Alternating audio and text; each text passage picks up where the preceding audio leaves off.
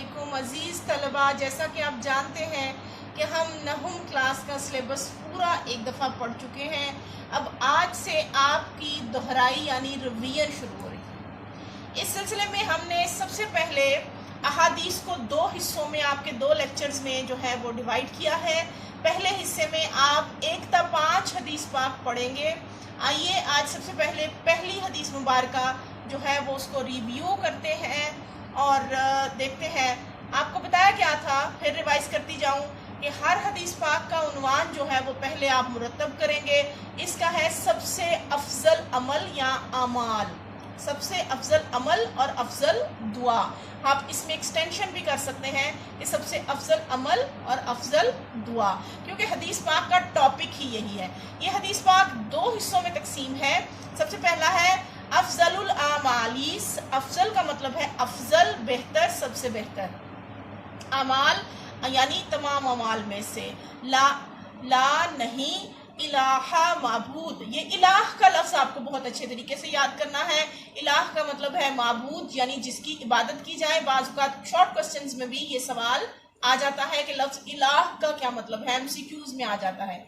इल्ला मगर या सिवाय, अल्लाहु अल्लाह के, वाओ और, अफजलु सबसे बेहतर, अद्दुआउ दुआ, अल इस्तिग़फ़ार तौबा यानी इस्तिग़फ़ार करना है। इस हदीस पाक का तर्जुमा ये हुआ सबसे फजीलत वाला अमल ला इलाहा इल्लल्लाह है। यानी सबसे फजीलत वाला अमल यानी काम क्या है कि इंसान अल्लाह का जिक्र करे दिल से कि ला इलाहा इल्लल्लाह, और ये पढ़े और दिल से इस पर यकीन रखे कि अल्लाह के सिवा कोई माबूद नहीं, यानी इबादत के लायक और कोई नहीं। और बेहतरीन दुआ अल इस्तिग़फ़ार है, यानी अपने जो है वो जानबूझकर किए हुए, जाने अनजाने में किए हुए गुनाहों की माफ़ी मांगना। अमल बता दिया और बेहतरीन दुआ बता दी गई इस हदीस मुबारका में। इसलिए इस हदीस मुबारका में दो जो है वो काम बताए गए, एक अफजल अमल और दूसरा अफजल दुआ। सबसे ज्यादा फजीलत वाला अमल कौन सा है जी, वो बताया गया कि सबसे ज्यादा फजीलत वाला अमल है कलमा तौहीद कहना, यानी तौहीद का इकरार करना। अब कलमा तौहीद के लिए ला इलाहा इल्लल्लाह यानी कलमा तैयबा का पहला हिस्सा जो है ये इस पर दिल से इस पर इकरार करना तौहीद का अल्लाह की, और जो है दिल से ये मानना कि हमारी इबादत के लायक सिर्फ अल्लाह ताला की ज़ात है, जिसने हमें पैदा किया, अक्ल व बसीरत अता की, और ना सिर्फ जिंदगी दी बल्कि जिंदगी की तमाम नेमतें भी अता की। तौहीद का मानी और मफहूम जो है वो जानने के लिए सबसे जरूरी चीज जो आप इसमें लिख सकते हैं, आपको बताया गया था कि सूरत अखलास का तर्जुमा आप लिख सकते हैं, कह दो अल्लाह एक है, अल्लाह बेनियाज है, ना वो किसी का बाप है और ना किसी का बेटा है और ना ही कोई उसका हमसर है। ये सूरत अखलास की 4 आयात का तर्जुमा जो है वो आप एज इट इज लिख सकते हैं। इसके अलावा आप अपनी किताब पर मौजूद तमाम जो तशरीह लिखी गई है उसको पॉइंट्स बनाकर यानी उन्वानात बनाकर आप उसको लिखेंगे। और इस हदीस मुबारका का दूसरा हिस्सा जो है वो आप देख रहे हैं कि सबसे बेहतर दुआ अल इस्तिग़फ़ार, यानी जाने अनजाने में इंसान से जो गलतियां गुनाह का इर्तिकाब वो कर बैठता है उनकी माफ़ी मांगना, उन पर शर्मिंदा होकर और आइंदा ना करने का वादा करना, ये बहुत ज़रूरी है ताकि आखिरत में हमारी निजात हो सके। तलबुल इल्मी, तलब यानी इल्म की तलब यानी इल्म हासिल करना, इल्म की ख्वाहिश करना, इल्म मांगना, इल्म की चाहत करना। अब इस हदीस पाक का उन्वान क्या हुआ, उसूल इल्म की फर्जियत या इसकी हम अहमियत भी इसका उन्वान लिख सकते हैं। तलबुल इल्मी, तलब यानी ख्वाहिश, मांगना, चाह करना, तलब करना, तलब भी हम इसका मानी लिख सकते हैं। इल्म की तलब करना फरीदतुन फर्ज है, अला ऊपर या पर, कुल्ल मुस्लिम, हर, कुल्ली का मतलब है तमाम या हर, मुस्लिम मुसलमान यानी मुसलमान से मुराद मर्द और औरत दोनों की कैटेगरी है। बामुहावरा तर्जुमा ये हुआ जी, इल्म की तलब हर मुसलमान मर्द औरत पर फर्ज है। ये रसूल पाक सल्लल्लाहु अलैहि वसल्लम ने फरमाया कि इल्म की तलब रखना, इल्म की चाहत रखना, ख्वाहिश रखना हर मुसलमान पर फर्ज है। इल्म का मानी और मफहूम علم کا معنی ہے جاننا، پہچاننا، واقف ہونا اور معرفت حاصل کرنا۔ جب تک انسان جو ہے وہ کسی چیز کے بارے میں حقیقت اور اس کا ادراک نہیں حاصل کرے گا، وہ اس کے بارے میں کیسے جان پائے گا؟ یہاں تک کہ نہ صرف دنیا میں زندگی گزارنے کے لیے بلکہ اپنی آخرت کو سنوارنے کے لیے بھی انسان کا علم حاصل کرنا بہت ضروری ہے۔ اور آپ اس علم کی حقیقت کا، علم کی اہمیت کا اندازہ اس بات سے بھی لگایا جا سکتا ہے کہ پہلی وحی جو ہے اس میں جبرائیل علیہ السلام نے جو پہلا حکم اللہ کی طرف سے دیا وہ کیا تھا کہ پڑھ، یعنی پڑھیے اللہ کے حکم سے۔ اس کے علاوہ اور بہت ساری آیات کے ذریعے جو ہے وہ اللہ تعالیٰ نے علم کی اہمیت جو ہے واضح کر دی۔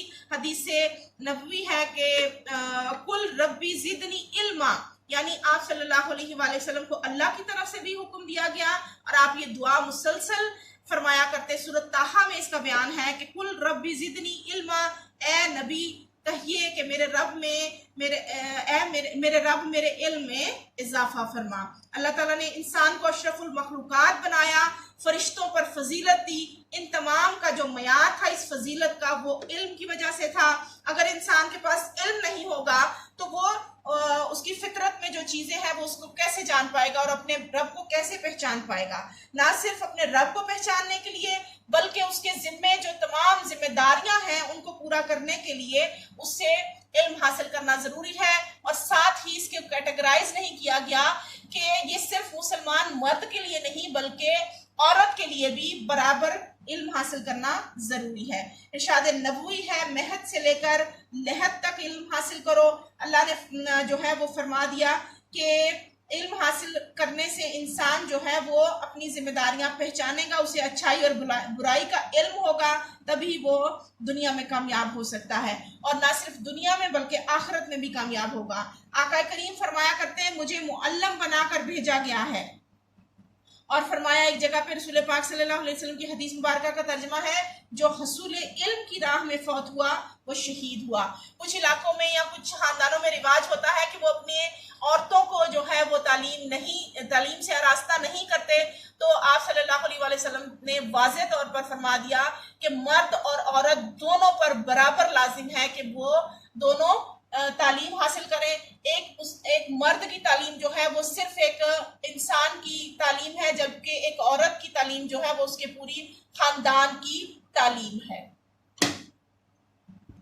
حدیث پاک نمبر 3 ہے جی، خیرکم من تعلم القرآن وعلمہ، یعنی خیرن سب سے بہتر، تم میں سے من جو جس نے تعلمہ سیکھا، القرآن قرآن وعلمہ اور اسے سکھایا۔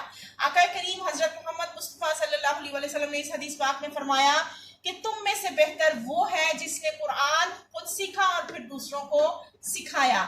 اب یہ چیز بہت ایک توجہ طلب ہے کہ قرآن چونکہ تمام کلاموں پر فضیلت حاصل ہے اس لیے قرآن کو ضرور سیکھنا چاہیے اس کے، اور دوسرا قرآن جو ہے اس کے موضوعات کیا ہیں؟ انسانی زندگی اور انسانی زندگی کے تمام پہلو۔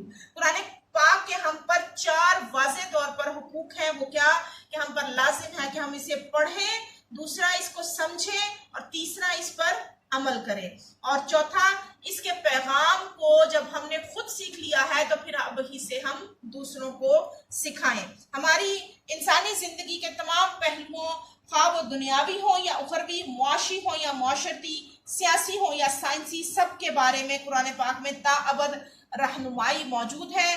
ہم آخرت میں بھی اس وقت تک کامیاب نہیں ہو سکتے جب تک ہم اپنی دنیاوی زندگی کو قرآنی تعلیمات کے سانچے میں نہیں ڈھال لیتے۔ اس لیے ضروری ہے کہ ہم قرآن کو پڑھیں، سمجھیں، عمل کریں، اور پھر اس کی آگے سے تعلیم دوسروں کو دیں، دوسروں کو پیغام پہنچائیں اور انہیں اس پر عمل کرنے کی ترغیب دیں۔ قرآن پاک کے ہر حرف کو پڑھنے کے بدلے 10 نیکیاں ملتی ہیں، اور رسول پاک صلی اللہ علیہ وسلم نے فرمایا کہ قرآن پاک قیامت کے دن اپنے پڑھنے والوں کی شفاعت کرے گا۔ حضور پاک صلی اللہ علیہ وسلم نے فرمایا کہ تم قرآن کو اپنی آوازوں سے آراستہ کرو اور اپنی اولاد کو 3 چیزیں سکھاؤ۔ کیا؟ قرآن کو پڑھنا سکھاؤ، رسول پاک صلی اللہ علیہ وسلم سے محبت سکھاؤ، اور اہل بیت یعنی آپ صلی اللہ علیہ وسلم کے گھر والوں سے محبت سکھاؤ۔ اس لیے نبی پاک صلی اللہ علیہ وآلہ وسلم کی احادیث کی روشنی میں قرآن کو تلفظ کے مہارج کے ساتھ، ادائیگی اور ترجمہ و تفہیم کے ساتھ، یعنی قرآن کو صرف پڑھ لینا کافی نہیں ہے بلکہ اس کا ترجمہ اور تفہیم یعنی اس کی تفسیر سمجھنا بہت ضروری ہے، اور جو شخص اس میں مہارت رکھتا ہے اس شخص کی فضیلت دوسروں سے زیادہ ہے۔ حدیث پاک نمبر 4 ہے اور اس کا عنوان ہے درود پاک پڑھنے کا اجر، یعنی درود پاک پڑھنے کی فضیلت بھی ہم اس کا لکھ سکتے ہیں۔ اور من جو یا جس نے صلی درود بھیجا، سلام بھیجا، صلی کو ہم سلام بھیجا بھی لکھ سکتے ہیں، علیہ مجھ پر، مرتن ایک مرتبہ، فتح کھول دیا، اللہ نے لہو اس کے لیے، بابن دروازہ، من العافیتی عافیت سے یا عافیت کا۔ با محاورہ ترجمہ ہے جی، جس نے مجھ پر ایک مرتبہ درود بھیجا اللہ نے اس کے لیے عافیت کا ایک دروازہ کھول دیا۔ سب سے پہلے اس حدیث پاک کے ذریعے آقا کریم حضرت محمد صلی اللہ علیہ وآلہ وسلم کی جو ہے وہ اس دنیا کے لیے جو ہے اہمیت بیان کی گئی ہے کہ آپ صلی اللہ علیہ وآلہ وسلم چونکہ محسن انسانیت ہیں، آپ نے بنی نوع انسان کو دنیا اور آخرت میں کامیابی کا راستہ دکھایا، اس لیے ہمیں چاہیے کہ آپ صلی اللہ علیہ وآلہ وسلم کے اسوہ حسنہ پر جو ہے وہ عمل کریں، اور انسان پر حضور صلی اللہ علیہ وآلہ وسلم کے احسانات کا تقاضا ہے کہ ہم پر یہ لازم ہے کہ ہر چیز سے بڑھ کر آپ سے محبت کی جائے، جس کی عملی شکل یہ ہے کہ ہم آپ صلی اللہ علیہ وآلہ وسلم پر درود و سلام بھیجیں۔ سورۃ احزاب میں آپ ہی کی جو سلیبس میں شامل ہے اس کی آیت نمبر 56 میں اللہ تعالیٰ ارشاد فرماتا ہے، ان اللہ و ملائکتہ یصلون علی النبی یا ایھا الذین آمنوا صلوا علیہ وسلموا تسلیما، یعنی اللہ خود فرماتا ہے کہ بے شک اللہ اور اس کے فرشتے آپ صلی اللہ علیہ وآلہ وسلم پر درود و سلام بھیجتے ہیں، اس لیے کیونکہ اللہ فرماتا ہے میں اور میرے فرشتے پڑھتے ہیں، اس لیے اے ایمان والو تم بھی آپ صلی اللہ علیہ وآلہ وسلم پر درود و سلام بھیجو۔ یہ اللہ تعالیٰ کی سنت ہے اور فرشتوں کی سنت ہے، اس لیے ہمیں اپنے رب کی اور فرشتوں کی سنت کو جو ہے وہ پورا کرنا چاہیے اور سنت پر عمل کرنا چاہیے۔ حدیث نبوی میں آتا ہے کہ جب تک کوئی شخص مجھ پر درود بھیجتا رہتا ہے فرشتے بھی اس کے لیے دعائیں رحمت کرتے ہیں۔ اب تمہیں اختیار ہے کہ درود پڑھنے میں کمی کرو یا زیادتی کرو۔ آقا کریم حضرت محمد مصطفیٰ صلی اللہ علیہ وآلہ وسلم نے فرمایا، جو امتی مجھ پر ایک مرتبہ درود بھیجے گا اللہ تعالیٰ اس پر 10 مرتبہ درود بھیجے گا اور اس کے 10 درجے بلند کرے گا، 10 نیکیاں عطا کرے گا اور 10 برائیاں مٹا دے گا۔ یہ ہے صرف ایک مرتبہ اور 10 مرتبہ درود بھیجنے کا جو ہے اجر۔ درود پاک پڑھنے کے مقامات اور اوقات کیا ہیں؟ ہر محفل میں پڑھا جا سکتا ہے، ہر مجلس کے اختتام پر پڑھا جا سکتا ہے، اذان کے بعد مسجد میں داخل ہوتے اور باہر نکلتے وقت اور دعا کرتے وقت اسپیشلی پڑھنا چاہیے۔ پھر آگے اس امتی کی محبت ہے اپنے آقا کے ساتھ کہ وہ ان کے ساتھ کس قدر جو ہے وہ رشتہ مضبوط رکھتا ہے، تو اس لحاظ سے وہ اس میں اضافہ کرتا جائے گا اس کی تعداد میں۔ سب سے افضل درود کون سا ہے اس سلسلے میں؟ سب سے افضل درود وہ ہے جو ہم نماز میں پڑھتے ہیں، یعنی درود ابراہیمی۔ حضور پاک صلی اللہ علیہ وآلہ وسلم نے فرمایا کہ جس کے سامنے میرا ذکر ہو، میرا نام لیا جائے اور وہ مجھ پر درود سلام نہ بھیجے تو ایسا شخص بخیل ہے۔ قیامت والے دن وہ شخص میرے بہت زیادہ قریب ہوگا جو مجھ پر درود کثرت سے بھیجتا ہوگا۔ حاصل کلام یہ ہوا کہ جو شخص آپ صلی اللہ علیہ وآلہ وسلم پر ایک مرتبہ درود بھیجتا ہے اللہ اس کے لیے عافیت، اب عافیت کیا ہے؟ عافیت ہے جی صحت، سلامتی اور تندرستی۔ اللہ اس کے لیے صحت، سلامتی اور تندرستی کا دروازہ کھول دیتا ہے، اس لیے ہمیں کثرت سے درود پڑھ کر عافیت کے خزانے کو حاصل کر لینا چاہیے۔ حدیث پاک نمبر 5، اس کا عنوان ہے جی اطاعت رسول صلی اللہ علیہ وآلہ وسلم اور ایمان کامل، یعنی کامل ایمان حاصل کرنے کی جو نشانی ہے وہ ہے اطاعت رسول۔ جو بندہ اطاعت رسول کرے گا اسے کامل ایمان نصیب ہوگا۔ لا نہیں، युमिनु मोमिन हो सकता, अहदुकुम तुम में से कोई एक भी, हत्ता यहाँ तक के यकूना हो जाए, हवाहू उसकी, हुक है उसकी, हवा ख्वाहिशात यानी उसकी जितनी भी ख्वाहिशात है वो ना हो जाए, ताबे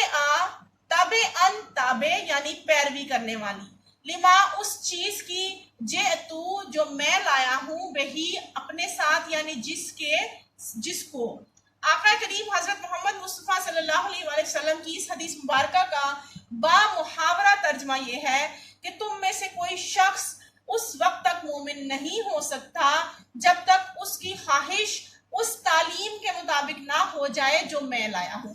यानी आका करीम क्या लाए? कुरान पाक।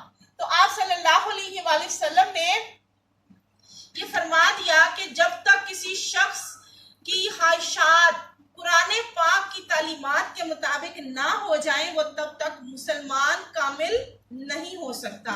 सूरत अहज़ाब में इरशाद बारी ताला है आयत नंबर 36 कि किसी मोमिन मर्द या औरत के लिए ये बात जायज़ नहीं कि जब किसी मामले में अल्लाह और उसके रसूल सल्लल्लाहु अलैहि वसल्लम फैसला फरमा दे तो फिर उसमें अपनी मर्जी को वो शख्स इख्तियार में लाए या बरोए कार लाए। और एक और जगह इरशाद सूरत हशर में है आयत नंबर 7, और जो रसूल पाक सल्लल्लाहु अलैहि वसल्लम तुम्हें दे वो ले लो और जिससे मना करे वो बाज आ जाओ। सूरत निसा की आयत नंबर 80 का तर्जुमा है कि जिसने रसूल सल्लल्लाहु अलैहि वसल्लम की अताअत की गोया उसने अल्लाह ताला की अताअत की। अल्लाह ताला का कुरान पाक में इरशाद है अल्लाह और उसके रसूल की अताअत करो और अपने अमाल जाया ना करो। यानी अल्लाह ने फरमाया कि जिसने मेरी अताअत की गोया उसने अल्लाह फरमाता है जिसने मेरी अताअत की, रसूल पाक सल्लल्लाहु अलैहि वसल्लम का इरशाद है कि जिसने आका करीम ने फरमाया कि जिसने मेरी अताअत की गोया उसने अल्लाह की अताअत की और जिसने मेरी नाफरमानी की गोया उसने अल्लाह की नाफरमानी की।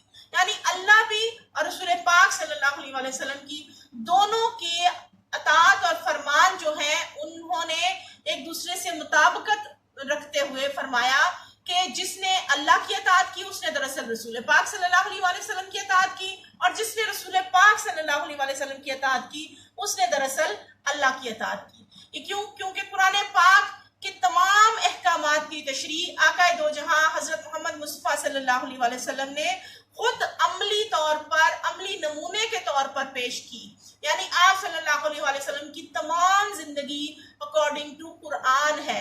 हदीस पाक जो है वो कुरान पाक की तशरीह है, तफसीर है, उसकी डिटेल्ड जो है एक्सप्लेनेशन है। इसलिए आप सल्लल्लाहु अलैहि वसल्लम के उसवा हसना की जो है वो पैरवी करना बहुत जरूरी है, जो कि कुरान पाक के अहकामात को बाकायदा तौर पर तफसीलन बयान करता है। और इस सिलसिले में आप सल्लल्लाहु अलैहि वसल्लम के उसवा हसना के अलावा और किसी चीज पर भी रिलाय नहीं किया जा सकता। और इंसान की फितरत में नेकी और बदी का शऊर जो अल्लाह ने रखा है उसकी इसलिए उसे चाहिए कि वो इरादा और इख्तियार के बावजूद बुराई या गुनाहों के कामों से इज्तिनाब करे। दूसरा ये कि अपने जज्बात, एहसासात और ख्यालात यानी अपनी तमाम ख्वाहिशात को अल्लाह के रसूल सल्लल्लाहु अलैहि वसल्लम की मर्जी के मुताबिक ढाल ले। हदीस पाक में आता है कि अगर कोई शख्स ऐसा नहीं करता कि वो अपने ख्वाहिशात और ख्यालात को अल्लाह की और उसके रसूल की मर्जी के मुताबिक नहीं ढालता तो गोया वो ईमान की लज्जत से नावाकिफ रहा। दूसरे लफ्जों में हदीस मुबारका में अताअत रसूल सल्लल्लाहु अलैहि वसल्लम का पैगाम दिया गया है। अल्लाह ने फरमाया जिसने मेरे नबी की अताअत की उसने गोया मेरी अताअत की। एक और जगह पर इरशाद बारी ताला है कि जो कुछ तुम्हें रसूल पाक सल्लल्लाहु अलैहि वसल्लम दे वो ले लो और जिससे मना करें उससे रुक जाओ। इस हदीस मुबारका के मुताबिक मुसलमान को हर हालत में आप सल्लल्लाहु अलैहि वसल्लम की तालीमात के मुताबिक जिंदगी गुजारना होगी, वरना वो मोमिन कहलाने के लायक नहीं रहेगा।